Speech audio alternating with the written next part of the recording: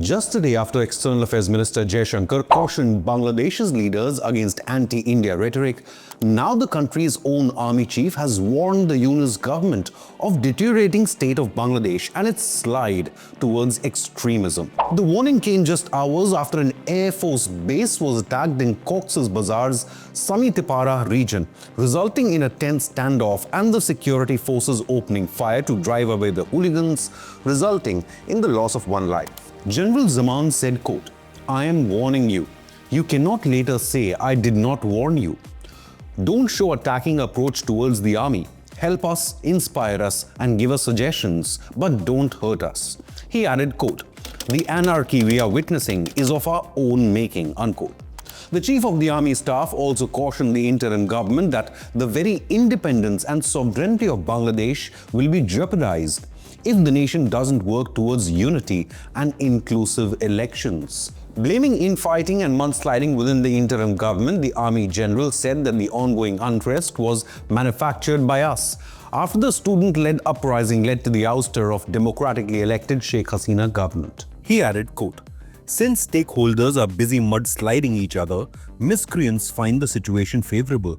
If you can't move beyond your differences and continue meddling and fighting among yourselves, the independence and integrity of the country will be at risk." Speaking at an army memorial event on the 2009 Bangladesh Rifles mutiny, the general asserted, quote, "Whenever I have discussed this with Chief Advisor Muhammad Yunus, he agreed that the elections should be held within December or close to that. My only desire is to keep the nation in a sound and stable position.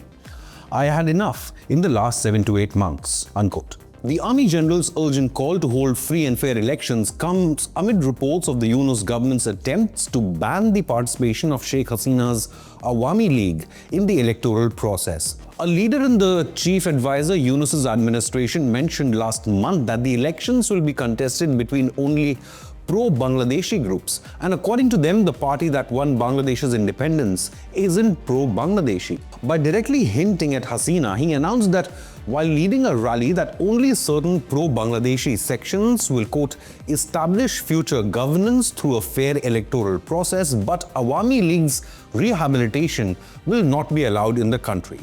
However, the ousted Bangladeshi Prime Minister Sheikh Hasina vowed to return to her homeland and accused the interim government chief Muhammad Yunus of being a mobster. Meanwhile, the interim government seems to be losing support as a prominent student movement leader quit the government. Hasina, who's currently in exile in India, stated, quote, "The killings of the policemen were part of a meticulous conspiracy to throw me out of power. I will return and avenge the deaths of our policemen," unquote. Meanwhile, relations between India and Bangladesh have hit an all-time low as foreign ministers of both the nations engaged in a war of words. After meeting his Bangladeshi counterpart in Muscat, Oman last week, Indian Foreign Minister S. Jaishankar lambasted Bangladeshi leaders for continuously blaming India for its own internal mess. Jaishankar stressed, quote, "If every day someone in the interim government stands up and blames India for everything, some of those things, if you look at the reports, are absolutely ridiculous. You cannot, on one hand, say, I would now like to have good relations with you, but I get up every morning and blame you for everything that goes wrong. We don't appreciate their constant hostile messaging towards India," unquote. His counterpart Hossain later responded saying, quote, "India also needs to decide what kind of relationship it wants with Bangladesh," unquote. The remarks by leaders come as the security situation coupled with political instability in Bangladesh is worsening with each passing day. The interim government in the South Asian country also continues to downplay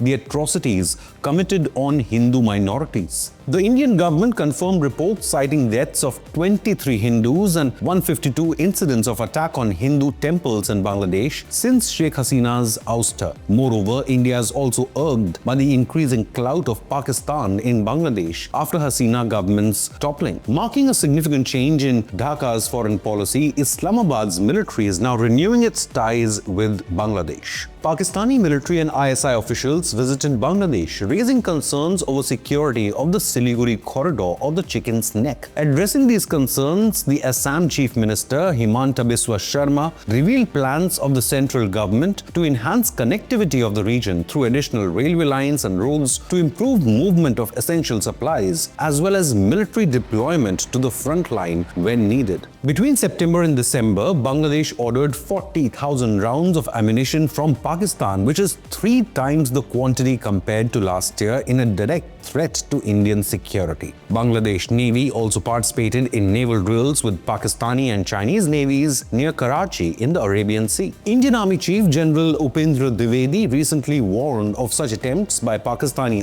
ISI to use Bangladesh in an attempt to destabilize India's eastern flank, especially the Siliguri corridor. However, he claimed the military-to-military relations between New Delhi and Dhaka remain strong. So will Bangladesh be able to stop its slide towards extremism? Leave a comment with your opinion, hit the like button and subscribe to Inconnect News.